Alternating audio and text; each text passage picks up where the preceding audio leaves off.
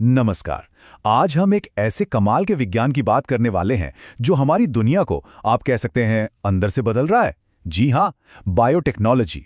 हमारी थाली के खाने से लेकर हमारी दवाइयों तक हर चीज को ये बेहतर बना रहा है। तो चलिए देखते हैं कैसे। तो इस पूरी टेक्नोलॉजी के दिल में जो एक सवाल है, चलिए सबसे पहले उसी से शुरुआत करते हैं। तो इसका मतलब क्या है? बिल्कुल आसान भाषा में समझें तो बायोटेक्नोलॉजी का मतलब है कि हम जीवित जीवों के जेनेटिक कोड में थोड़ा बदलाव करते हैं ताकि हम उनसे कुछ ऐसा बना सकें जो हमारे काम आए, जो हमारे लिए फायदेमंद हो। अब यह होता कैसे है? देखिए, इसका प्रोसेस बहुत सीधा सा है। बस 3 स्टेप्स का खेल है। सबसे पहले एक काम का गुण, एक यूजफुल ट्रेट ढूंढा जाता है। फिर उस गुण के लिए जो जीन जिम्मेदार है उसे निकालकर एक नए जीव में डाल देते हैं और बस अब वो नया जीव भी उस खास गुण को दिखाने लगता है। ठीक है, थ्योरी तो समझ आ गई, पर असल दुनिया में, रियल वर्ल्ड में ये कैसे काम करती है? तो चलिए सबसे पहले चलते हैं खेतों में, यानी एग्रीकल्चर के फील्ड में। देखिए, यहाँ सबसे बड़ी चुनौती क्या है? हमारी लगातार बढ़ती आबादी का पेट भरना। अब देखिए, खेती में एक बहुत बड़ी समस्या है कीड़े मकोड़े, मतलब पेस्ट्स। ये वो दुश्मन है जो रातों रात पूरी की पूरी फसल तबाह कर सकते हैं। तो इसका सलूशन कमाल का है सच में। वैज्ञानिकों ने क्या किया? उन्होंने एक बैक्टीरिया से, जिसका नाम है बैसिलस thuringiensis या बीटी, एक जीन उधार लिया। अब इस जीन की खासियत यह है कि ये कुछ खास कीड़ों के लिए जहर बनाता है। तो बस इस जीन को उठाकर पौधे में डाल दिया, जैसे कि कपास या मक्के में। नतीजा, एक ऐसा पौधा जो अपनी सुरक्षा खुद करता है और केमिकल स्प्रे की जरूरत भी कम हो जाती है। और कमाल की बात यह है कि ये कितना स्पेसिफिक है। आप देखिए, अलग अलग कीड़ों को टारगेट करने के लिए अलग अलग क्राइजीन का इस्तेमाल होता है। जैसे कपास को बॉलवर्म से बचाने के लिए अलग और मक्के को कॉर्न बोरर से बचाने के लिए अलग। अब एक और जबरदस्त टूल है बायोटेक्नोलॉजी के पिटारे में, आरएनए इंटरफेरेंस या आरएनएआई। इसको आप किसी जीन के लिए एक म्यूट बटन समझिए। ये किसी जीन को बोलने से, यानी प्रोटीन बनाने से रोक देता है। और इसका इस्तेमाल कहाँ होता है? एक बढ़िया उदाहरण है तंबाकू के पौधों को बचाना। एक छोटा सा परजीवी कीड़ा होता है, एक निमेटोड, जो इनकी जड़ों को खराब कर देता है। तो साइंटिस्ट ने आरएनएआई का इस्तेमाल करके उस कीड़े के एक जरूरी जीन को ही साइलेंस कर दिया, मतलब पौधे के अंदर ही कीड़े का तोड़ तैयार कर दिया। कीड़ों से बचाने के अलावा ये टेक्नोलॉजी हमारे खाने को और ज्यादा पौष्टिक भी बना रही है, जैसे कि गोल्डन राइस। इसमें विटामिन ए की कमी को पूरा करने की ताकत है। या फिर सुपर पोटैटो, जिसमें ज्यादा प्रोटीन है। और तो और फ्लेवर सेवर टोमेटो भी है, जो जल्दी खराब नहीं होता। तो ये तो हुई खेतों की बात। अब चलिए एग्रीकल्चर से आगे बढ़ते हैं और देखते हैं कि मेडिसिन यानी दवाइयों की दुनिया में बायोटेक्नोलॉजी क्या कमाल कर रही है। यहाँ तो इसका असर और भी ज्यादा पर्सनल और गहरा है।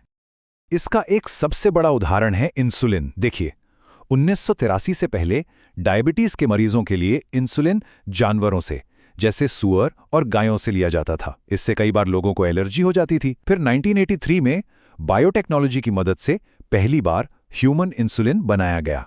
और आज हमारे पास बैक्टीरिया की मदद से बना हुआ सुरक्षित और बड़ी मात्रा में इंसुलिन मौजूद है। लेकिन सोचिए, क्या हो अगर हम किसी बीमारी का इलाज करने के बजाय उसके जेनेटिक कारण को ही ठीक कर दें? बस यही रेवोल्यूशनरी वादा है जीन थेरेपी का। और ये सिर्फ कोई थ्योरी नहीं है। पहली बार जीन थेरेपी का इस्तेमाल 1990 में एक 4 साल की बच्ची पर किया गया था, जिसे एक ऐसी जेनेटिक बीमारी थी जिससे उसका इम्यून सिस्टम काम नहीं करता था। ये मेडिकल साइंस में एक बहुत बड़ा मील का पत्थर था। और सिर्फ इलाज ही नहीं, बीमारी का पता लगाने में भी ये टेक्नोलॉजी गेम चेंजर है। देखिए, पारंपरिक तरीकों में हमें बीमारी के लक्षण दिखने का इंतजार करना पड़ता था, लेकिन पीसीआर या एलिजा जैसे मॉलिक्यूलर डायग्नोसिस से हम एचआईवी या कैंसर जैसी बीमारियों को बहुत ही शुरुआती स्टेज में पकड़ सकते हैं, लक्षण दिखने से भी पहले। अब ये जो जीवन के कोड को बदलने की ताकत है, ये सिर्फ पौधों और बैक्टीरिया तक ही सीमित नहीं है। जब हम इसे जानवरों पर इस्तेमाल करते हैं तो कई अविश्वसनीय संभावनाओं के साथ साथ कुछ बहुत गहरे नैतिक सवाल भी सामने आते हैं। तो ये ट्रांसजीनिक जानवर आखिर होते क्या हैं? ये वो जानवर हैं जिनके डीएनए में जानबूझकर किसी दूसरे जीव का जीन डाला गया हो। ऐसा क्यों करते हैं? ताकि हम जीन्स के काम करने के तरीके को समझ सकें, बीमारियों को बेहतर स्टडी कर सकें और हाँ, इनसे उपयोगी दवाइयाँ भी बना सकें। इसका सबसे मशहूर उदाहरण है रोजी नाम की गाय, जिसने ऐसा दूध दिया जिसमें ह्यूमन प्रोटीन की मात्रा ज्यादा थी। तो जीवन को इस तरह से बदलने की ये जो जबरदस्त ताकत हमारे हाथ लगी है, ये अपने साथ कौन सी जिम्मेदारियां लेकर आती है?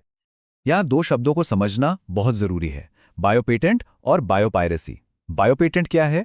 ये कानूनी अधिकार है जो सरकार किसी नए बायोलॉजिकल आविष्कार के लिए देती है। वहीं दूसरी तरफ बायोपायरेसी है जब कोई किसी देश के जैविक संसाधनों या उसके पारंपरिक ज्ञान का इस्तेमाल बिना इजाज़त या बिना सही मुआवजा दिए करता है। इसका एक बहुत ही चर्चित मामला बासमती चावल का है। भारत में सदियों से बासमती की 27 से ज्यादा किस्में उगाई जाती रही हैं, लेकिन एक विदेशी कंपनी ने भारत के ही बासमती से निकली एक नई किस्म पर पेटेंट ले लिया। इसे दुनिया भर में बायोपायरेसी का एक बड़ा उदाहरण माना गया। तो कीट प्रूफ कपास से लेकर जिंदगी बचाने वाली दवाइयों तक और इनसे जुड़े नैतिक सवालों तक, बायोटेक्नोलॉजी हमें एक ऐसे भविष्य की तरफ ले जा रही है जिसे हम खुद बना रहे हैं, एक एक जीन को जोड़कर। तो सवाल ये उठता है कि जैसे जैसे हम जीवन के आर्किटेक्ट बन रहे हैं, हमें अपने लिए क्या नियम लिखने चाहिए?